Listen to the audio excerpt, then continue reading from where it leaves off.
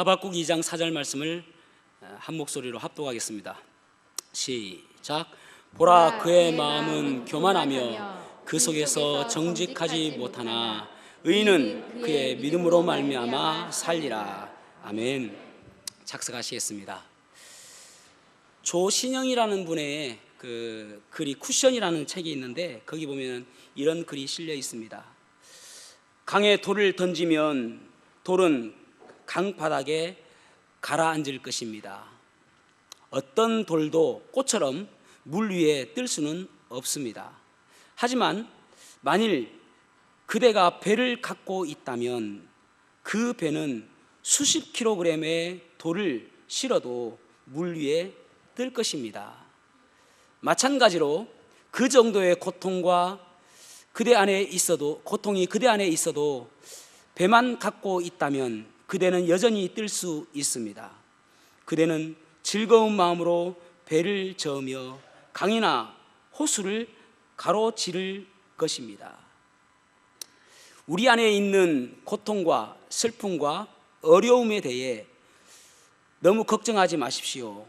우리가 배를 가지고 있다면 고통이 우리 안에 있어도 우리는 여전히 행복하게 살아갈 수 있습니다. 참 좋은 글이죠. 우리에게 배가 있습니다. 믿음이라는 배 때문에 이 고통과 슬픔이 있다 할지라도 우리는 행복하게 살 수가 있습니다. 요즘에 우리가 참 이해되지 못하는 그러한 세상에 살고 있습니다. 코로나19 때문에 참 코로나19가 진정되어질 것 같은 이 사태가 점점 확산되어지고 또 이탈리아나 스페인이나 또 미국에서는 엄청나게 감염자가 많이 나오고 있습니다. 그리고 생각지도 못한 어떤 도에서는 예배의 자유까지 구속되어지는 그러한 시대에 우리는 살아가고 있습니다. 오늘 본문의 말씀은 하박국 선지자 시대의 말씀을 하고 있는데 참 우리가 이 어려운 상황 속에서도 하나님께서는 우리에게 무엇을 요구하시냐면은 믿음으로 살기를 요구하신다는 사실입니다. 그렇다면 우리가 믿음으로 산다는 것은 무엇을 의미할까요?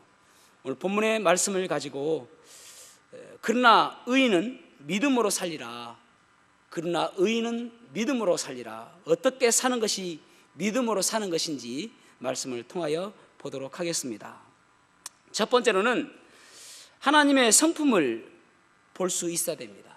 그래서 하나님의 성품을 붙들고 나아가야 됨을 알 수가 있습니다. 여러분, 하나님의 성품은 사랑입니다. 그래서 우리가 어떤 징계를 받고 고난 가운데 있다 할지라도 하나님의 본심은 징계가 목적이 아니라 우리를 사랑하셔서 회복하기를 원하신다는 사실입니다. 하박국은 BC 600년경에 활동했던 선지자입니다. 여호야김이라는 왕이 있는데 이제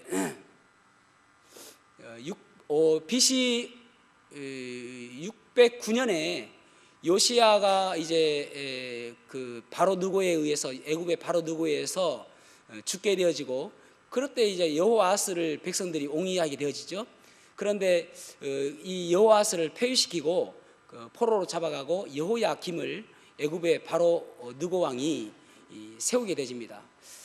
그래서 BC 609년부터 BC 597년까지 여호야김이 통치를 하게 되어집니다. 그런데 이때 활동했던 선지자가 하박국이거든요. 그 당시에 이 여호야김은 하나님의 말씀을 대언하는 선지자들을 죽이고 또 말씀을 불사르고 그리고 악한 일들을 했던 왕입니다.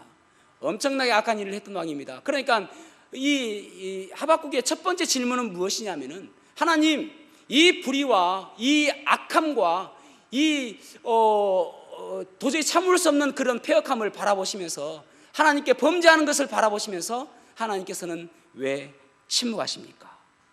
하나님 어찌하여 침묵하십니까? 이것이 하박국 선지자의 첫 번째 질문이었습니다. 얼마나 그때 상황이 그랬는지 하박국 1장 2절에서 3절에 보면은 세 번역으로 보면은 조금 더 리얼합니다. 살려달라고 부르짖어도 듣지 않으시고 폭력이다 하고 외쳐도 구해주지 않으시고 주님 언제까지 그리 하실 겁니까? 이렇게 지금 이야기하고 있습니다. 살려달라고 해도 폭력이다 해도 구해주시지 않으시고 언제까지입니까? 어찌하여 나로 불의를 보게 하십니까? 어찌하여 악을 그대로 보기만 하십니까? 약탈과 폭력이 제 앞에서 벌어지고 다툼과 시기가 그칠 사이가 없습니다. 지금 이렇게 하박국이 하나님에게 원망하며 지금 질문하고 있습니다. 하나님, 언제까지 이렇게 침묵하실 것입니까? 하나님의 마음은 무엇입니까? 하나님의 대답은 이제 곧 일을 할 것인데 그것은 바벨론을 통해서 너희들을 징계할 것이다. 그렇게 하나님께서 말씀하십니다. 이스라엘을 징계할 텐데 그보다 더 악한 바벨론을 통해서 징계하실 것이다 라고 말하고 있죠. 그러자 하박국이 아니 바벨론은 우리보다 더 악한데 그 악한 사람들을 통해서 왜 우리를 징계하십니까? 6절에 어찌하여 그렇게 하십니까? 라고 또 묻고 있습니다. 그러면서 여기 1장 12절에서 14절 말씀 같이 한번 읽어보겠습니다. 하박국 1장 12절에서 14절 시작. 선지자가 이르되 여호와 나의 하나님 나의 거룩한 이시여 주께서는 만세 전부터 계시지 아니하시니까 우리가 사망에 이르지 아니하리이다. 여호와여 주께서 심판하기 위하여 그들을 두셨나이다. 반석이시여 주께서 경계하기 위하여 그들을 세우셨나이다. 주께서는 눈이 14절까지. 정결하심으로 악을 참아 보지 못하시며 패역을 참아 보지 못하시거늘 어찌하여 거짓된 자들을 방관하시며 악인이 자기보다 의로운 사람을 삼키는데도 잠잠하시나이까. 주께서 어찌하여 사람을 바다의 고기 같게 하시며 다스리는 자 없는 벌레 같게 하시나이까. 아멘. 여기 하박국은 그렇게 이야기하고 있습니다. 그렇습니다. 우리는 죄를 지었습니다. 하나님 앞에 범죄했습니다. 그래서 하나님께 징계받는 것 그거 당연합니다. 그런데 어찌하여 바벨론입니까? 바벨론을 통해서 왜 심판하십니까? 어찌하여 하나님의 백성들이 바다의 고기처럼 도망다니고 또 여기 다스리는 자 없는 벌레처럼 그렇게 쫓겨다니게 하십니까? 그렇게 지금 질문하고 있는 것입니다. 여러분, 먼저 우리가 하나님의 침묵에 대해서 한번 생각해 볼 필요가 있겠죠. 하나님은 왜 침묵하십니까? 여러분, 우리들도 지금 기도하고 있고 하나님께서 이 사태를 빨리 종식시켜 주시기를 우리는 기도하고 있잖아요. 그럼에도 불구하고 마치 침묵하고 있는 것처럼 느껴지는 이유가 무엇일까요? 하나님의 침묵은 반드시 따라오는 것이 무엇이냐면 하나님의 인내하심입니다. 다시 말해서 그 인내하심을 통해서 회복되어지기를 원하신다는 사실이에요. 여러분, 때로 우리가 기도함에도 불구하고 침묵하고 있는 이유는 하나님의 때를 기다리시고 침묵하고 있는 그 이유는 바로 회복되어지기를 원하신다는 사실입니다. 누군가가 더 기도하고 누군가가 더 하나님께로 돌이키기를 원하시는 거예요. 어쩌면 당신이 회개해야 하나님께서 그 때를 끝날 수도 있다는 것이죠. 어쩌면 당신이 하나님께로부터 더 돌아서야 하나님께로부터 빗겨나갔던 그 인생이 다시 돌아서야 그때가 끝이 날 수도 있다는 사실입니다. 그래서 베드로후서 3장 9절에 보면은 주의 약속은 어떤 이의 더디다고 생각하는 것이 더디다는 것 같이 더딘 것이 아니며 오직 너희를 위하여 오래 참으사 아무도 멸망치 않고 다 회개하기에 이르기를 원하시느니라.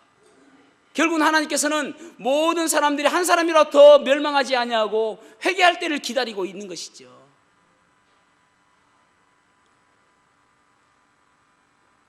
사랑하는 성도 여러분, 하나님께서는 지금도 기다리십니다. 내가 더 하나님께로 돌이키기를 기다리고 있다는 사실입니다. 그래서 침묵은 하나님께서 나를 기다리신다는 사실을 기억하셔야 돼요. 내가 더 하나님께로 돌이키기를. 그래서 하나님께서 하나님의 때에 이루어 주시는 것입니다. 한나 보십시오. 한나가 아이가 없어서 하나님께 기도하지 않습니까? 그런데 한나의 기도를 통해서 하나님께서는 사무엘을 주시고 또 세 아들과 두 딸을 주시는 것을 우리가 말씀을 통해서 알 수 있죠. 한나가 하나님의 때를 기다리지 아니하고 그 첫 XX 분인나, 사람의 마음 같으면 하나님의 때를 기다릴 게 아니라 분인나 머리끄댕이 뒤흔들고 깔치 뜯고 눈탱이 밤탱이 만들고 꼬집고 그게 해야 될 일이 아닙니까? 그런데 한나는 하나님의 때를 기다리는 거예요. 하나님, 왜 이토록 저에게 자녀를 주지 아니하십니까? 그랬을 때 하나님께서 사무엘을 주심으로 인해서 사무엘은 놀라운 하나님의 사람으로 하나님께서 쓰시는 것을 보게 되어집니다. 여러분, 지금 침묵하는 것처럼 보여주십니까? 하나님의 때를 기다리시기 바랍니다. 하나님께서 반드시 이루어 주실 그때가 있습니다. 그런데 그 전제 조건이 무엇이냐면은 돌아올 사람들이 돌아와야 되는 것입니다. 두 번째로는 우리가 더욱더 하나님께 집중하고 기대해야 한다는 사실입니다. 더욱더 하나님께 집중하고 기대해야 된다. 하박국 2장 1절 보십시오. 내가 내 파수하는 곳에 서며 성루에 서리라. 그가 내게 무엇이라 말씀하실는지 기다리고 바라며 나의 질문에 대하여 어떻게 대답하실는지 보리라. 성루에 서겠다. 성루라는 말은 파수대라고도 할 수 있고 망대라고 할 수 있을 것입니다. 파수대에 섰다, 망대에 섰다는 말은 무슨 말이냐면은 이때까지 문제에 시선을 두었던 것을 구원자에게 시선을 돌리는 것입니다. 하나님께서 언제 오셔서 나를 도와주실까? 하나님께서 언제 오셔서 이 나라를 구원해 주실까? 그렇게 하나님께로 시선을 돌리는 것을 이야기합니다. 여러분, 지금은 우리 손은 떠났습니다. 그죠? 우리들도 손 깨끗이 씻고 마스크 하는 것이 우리의 할 일이잖아요. 그럼에도 불구하고 어떤 사람들은 그럼에도 불구하고 코로나에 걸리는 사람들이 있습니다. 이제는 하나님께 맡겨야 됩니다. 더욱더 우리가 하나님께 기도하고 하나님께서 이 엄청나게 위기를 하나님께서 해결해 주시기를 그 구원자 되신 하나님을 바라봐야 됩니다. 그때 하나님께서 고쳐주시리라 믿습니다. 왜 우리에게 평안이 없는지 아십니까? 왜 우리가 두려움이 있는지 아십니까? 하나님께 우리가 맡기지 못하기 때문에 그런 거예요. 저는 예전에는 운전을 할 때에 제가 운전을 해야 성에 찼습니다. 제가 운전하지 않으면은 멀미를 해요. 그래서 저보다 더 연배가 낮은 사람하고 같이 다녀도 제가 운전을 해야 됐습니다. 어쨌든 제가 운전해야 성이 찼던 거예요. 근데 요즘에는 제가 운전 안 하니까 너무 편해요. 심지어는 부산 갔다가 올 때도 저는 제 아내가 운전할 때에 이렇게 이제 귀에 설교할 것들도 듣고 뭐 말씀도 듣고 하면서 저는 그 의자를 뒤로 제쳐서 자고 옵니다. 심지어는 예전 같으면은요, 딱 차에 타면은 안전벨트 했는지 한번 흔들어 보고 그리고 그 옆에 손잡이 잡고 그렇게 매달려 왔습니다. 불안해 가지고. 근데 지금은 제 아내가 운전해도 편안하게 잠도 자고 저희 아들이 운전해도 좀 잘 자고 또 저희 직원들이 운전해도 아주 편하게 잘 다닙니다. 왜 그런지 아십니까? 맡기니까. 제 딸은 운전하면 제가 안 잡니다. 눈을 크게 부릅뜨고 혹시 잘못 가고 있는지. 그래서 여러분, 맡긴다 생각하면은 우리에게 평안함이 있는 것입니다. 그래서 디모데전서 5장 7절에 그렇게 말씀하고 있잖아요. 너의 모든 염려를 주께 맡겨라. 그래야면 주께서 너희들을 하시리라. 권고한다는 말은 돌보심이라. 그렇게 성경에 적혀 있죠. 시편 55편 22절에도 보면은 내 짐을 여호와께 맡겨버리라. 내 짐을 여호와께 맡겨버리라. 그렇게 말씀하고 있습니다. 우리의 할 수 있는 일은 무엇인가? 우리의 최선은 무엇인가? 주님께 맡기는 거예요. 여러분의 가정을 주님께 맡기시기 바랍니다. 여러분의 남편을 주님께 맡기고 여러분의 자녀를 주님께 맡기십시오. 그 기도가 필요한 것입니다. 그리하면 주님께서 여러분의 자녀와 또 여러분의 남편과 여러분의 아내들을 지켜주시리라 믿습니다. 이스라엘 백성들이 애굽을 떠나서 이제 바로 왕이 그래 도저히 안 되겠다 떠나라 라고 이야기합니다. 그래서 이스라엘 백성들이 하나님께서 약속하신 약속의 땅을 향해서 기쁜 마음으로 떠나게 되어지죠. 그런데 첫 번째 문제가 무엇입니까? 앞에 홍해가 있고 옆에는 절벽이 있고 그리고 뒤에서 애국 군대가, 바로가 생각해 보니까 약 200만 되는 노예가 나가니까 이 국가가 경제적으로 위기가 온 거예요. 붕괴될 위기가 온 것입니다. 그래서 추격해 온 것입니다. 도저히 안 되겠다, 다시 잡아가야 되겠다 해서 군사를 이끌고 왔습니다. 여러분, 200만 명을 다시 끌고 가려면 얼마나 많은 군대가 왔을까요? 뭐 몇백 명 와서 되지도 않죠. 200만 명이니까. 아니 200만 명이 싸우면 어떻게 하려고요? 엄청나게 군대가 왔겠죠. 우리나라 전 군인이 60만인데 얼마나 많이 왔겠습니까? 그래서 이스라엘 쳐들어왔는데, 그때 이제 이스라엘 백성들은 우리가 매장지가 없어서 여기서 죽게 하는구나 원망하잖아요. 그때 모세가 이스라엘 백성들에게 뭐라고 이야기합니까? 출애굽기 14장 14절에서 15절. 너희는 두려워하지 말고 가만히 있어서 여호와께서 오늘 너희를 위하여 행하시는 구원을 보라. 너희가 오늘 본 애굽 사람을 영원히 다시 보지 아니하리라. 여호와께서 너희를 위하여 싸우시리니 너희는 가만히 있을지어다. 너희는 그냥 가만히 있어. 여호와께서 너희를 위해서 싸우실 것이다. 그렇게 말씀하고 있잖아요. 지금 우리가 해야 될 일은, 지금 우리에게 필요한 것은 무엇인가? 하나님께 맡기는 것입니다.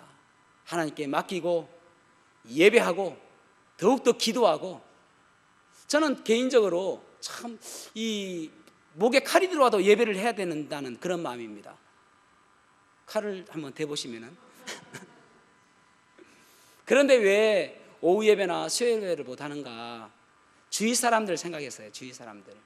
아니 우리는 전혀 문제가 없는데 주위 사람들이 자꾸 걱정하고 염려하고 또 비난하고, 저그들만 한다, 저그들 믿음만 있으면 좋은 거냐, 그렇게 할까 봐. 그래서 정말 고육지책으로 동영상으로 예배를 하는 거예요. 저는 여기서 예배하는 것이 제 마음입니다. 제 마음은 그래요. 예배를 너무너무 하고 싶어요. 참 이 사태가 그래서 너무나도 안타깝습니다. 여러분, 이럴 때일수록 우리가 참 이곳에서는 예배하지 못한다 할지라도 더욱더 가정에서 하나님께 예배하고 하나님께서 도와주시도록 기도하고 하나님만 바라봐야 되는 거예요. 그때 하나님께서 이 땅을 고쳐주실 줄로 믿습니다. 여러분의 눈을 주님을 향해서 바라보시기 바랍니다. 괴로울 때 주님의 얼굴 보라. 평화의 주님 바라보아라. 세상에서 시달린 친구들아, 위로의 주님 바라보아라. 눈을 들어 주를 보라. 내 모든 염려 주께 맡겨라. 슬플 때에 주님의 얼굴 보라. 사랑의 주님 안식 주리라. 사랑의 주님 우리에게 안식 주실 거예요. 괴로울수록 주님 바라보는 거예요. 힘이 없고 내 마음 연약할 때에 능력의 주님 바라보아라. 주의 이름 부르는 모든 자는 힘 주시고 늘 지켜주시리. 눈을 들어 주를 보라. 내 모든 염려 주께 맡겨버려라. 슬플 때에 주님의 얼굴 보라. 사랑의 주님 안식 주리라. 주님 바라봐야 우리에게 평안이 있는 거예요. 여러분, 그 병원 신생아실에서 한 아기가 울면은 온 천지 아이들이 다 따라서 운답니다. 그러면 다 울면은 간호사들의 손이 얼마 안 되잖아요. 다 아이들을 어떻게 그 우는 것을 달래줄 수 없지 않습니까? 그래서 이제 연구하기를 아이들이 어떻게 할 때 가장 편안하게 잘 잘 수 있는가 연구를 했다는 것입니다. 그래서 연구 결과, 임상 실험에서 밝혀진 결과 무엇이냐면은 엄마의 심장 소리. 그래서 엄마의 심장 소리를 그에게 탁 들려주면은 아이들이 세곤세곤 잘 잔다는 거예요. 세근세근 잘 잔다는 거예요. 우리가 생각할 때는 슈베르트의 자장가, 잘 자라 우리 아기. 그러면은 애들이 확 깨는 거예요. 거기에다가 아빠의 목소리로 잘 자라 우리 아가 하면은 무위병 던집니다. 엄마의 심장 소리만큼 그들을 평안하게 해줄 게 없는 거예요. 여러분, 그리스도인은 주님 바라봐야 됩니다. 그럴 때 우리에게 진정한 평안을 누릴 수 있게 되어지는 것입니다. 사랑하는 성도 여러분, 그리스도인이라는 특징이 무엇입니까? 하나님께 매어 달리는 거예요.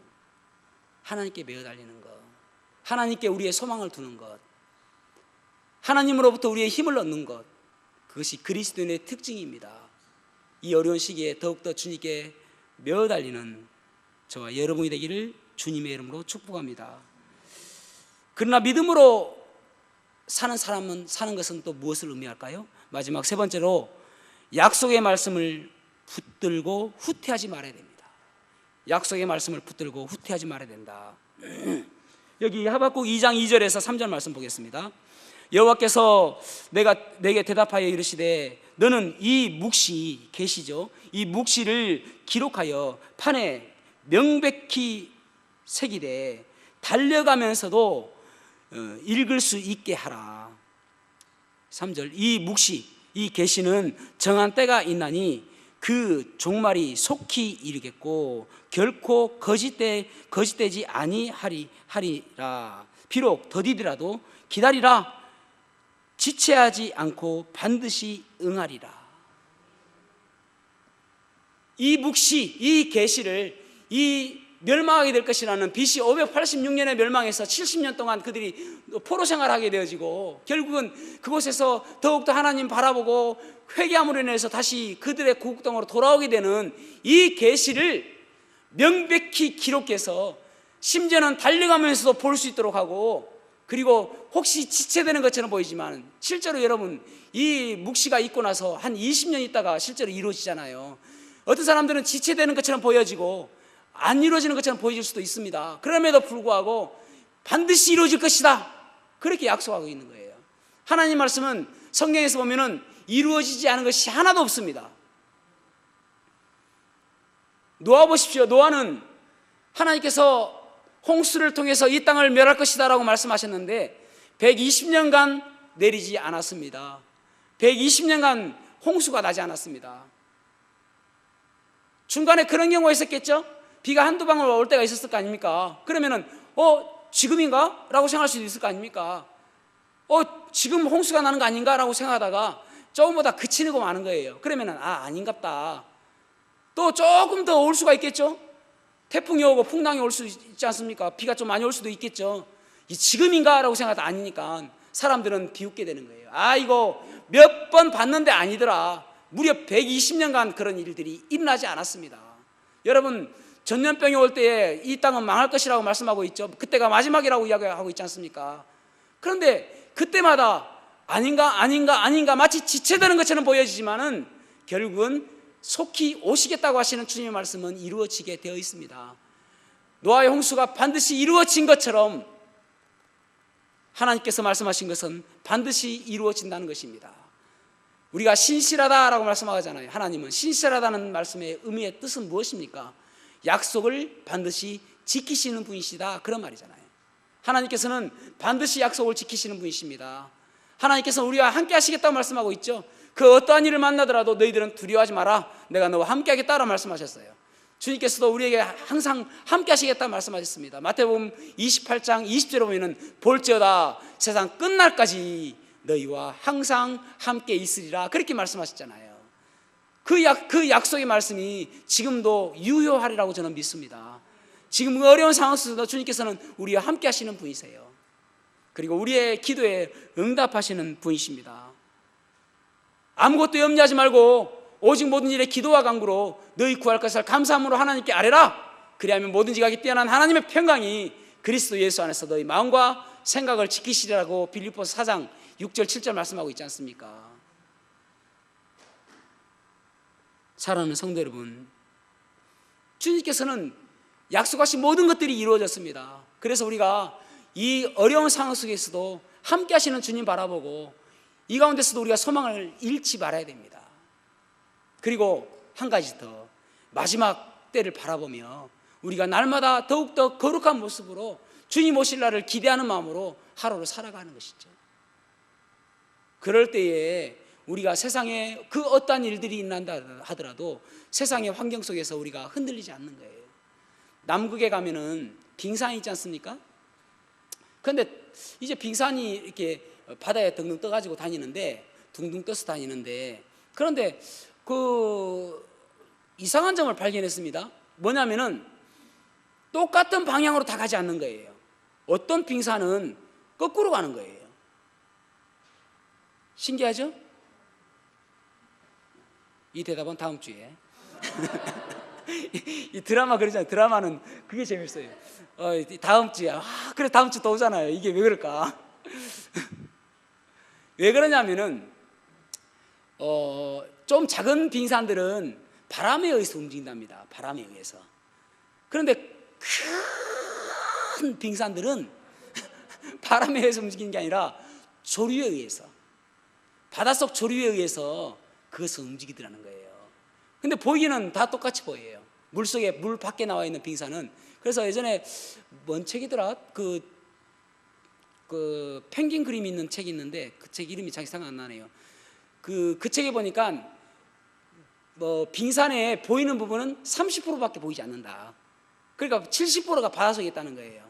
그러니까 생각보다 엄청나게 빙산이 크다는 것입니다. 그러니까 조그마한 빙산들은 바람에 움직이는데 큰 빙산은 바닷속에서 조류에 의해서 움직인다. 여러분 마찬가지죠. 믿음의 사람도 마찬가지입니다. 믿음의 사람은 세상적으로 아무리 어렵고 힘들다 할지라도 세상에 따라 움직여지는 것이 아니라 우리의 믿음대로 움직이는 거예요. 하나님께서 원하시는 방법대로 움직이는 것입니다. 말씀대로 움직이는 것이죠. 그게 믿음의 사람의 모습인 것입니다. 사랑하는 성도 여러분, 어려운 시기에 다들 힘들다 어렵다 한숨 쉬고 원망할 때에 우리는 그렇게 세상 사람 따라가는 것이 아니라 하나님 찬양하고 하나님께 기도하고 하나님과 동행하는 그런 삶이 필요한 것입니다.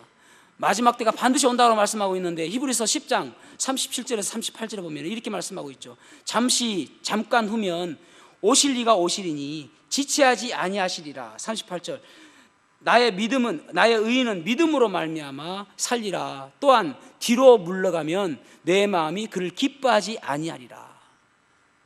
반드시 오시니까 뒤로 물러가지 말고 오직 전진하며 믿음의 승리를 살아라. 승리하는 삶을 살아라. 그렇게 말씀하고 있잖아요. 여러분 비행기 보십시오. 비행기는 여러 수송 수단 가운데 특이한 점이 하나 있습니다. 뭐 운송 수단이 기차도 있고 자동차도 있고 또 거시기도 있죠. 근데 비행기의 특징이 무엇이냐면은 후진 장치가 없다는 거예요. 비행기는 후진할 필요가 없으니까, 그죠? 그런데 쭉 날아가면서 그 추진력으로 해서 날아가잖아요. 근데 이 추진력으로 날아가는데 추진력이 떨어지면 어떻게 되는가? 죽는 거예요. 추진력 떨어지면. 그리스도인은 마찬가지죠. 후진하지 않아야 됩니다. 후진하지 않냐고 오직 전진만 있는 거예요. 그래서 나도 추락하면 죽는다. 하나님께서 기뻐하시지 않는다고 했으니까 앞으로만 전진하는 그러한 믿음이 되시기를 바랍니다. 여러분 다 어렵다고 이야기하잖아요. 낙심하지 마십시오. 절망하지 마십시오. 슬퍼하지 마십시오. 왜냐하면 하나님께서 우리와 함께 하시기 때문에 그렇습니다. 하나님의 그 하박국서의 주제가 무엇이냐면은 하나님의 주권입니다. 하나님의 주권에 의해서 이 나라는 움직이는 거예요. 이 세상은 하나님의 주권에 의해서 움직여집니다. 그래서 우리가 더욱더 하나님의 성품 붙들고 더욱 하나님께 집중하며 또 우리가 더욱더 하나님의 약속을 붙들고 나아갈 때에 우리가 낙심하지 아니하고 실망하지 아니하고 나갈 수 있을 줄로 믿습니다. 저와 여러분이 그러나 의인은 믿음으로 살리라라고 했던 것처럼 우리가 믿음으로 이 시대를 잘 극복하는 그러한 삶 사시기를 주님의 이름으로 축복합니다. 기도하시겠습니다.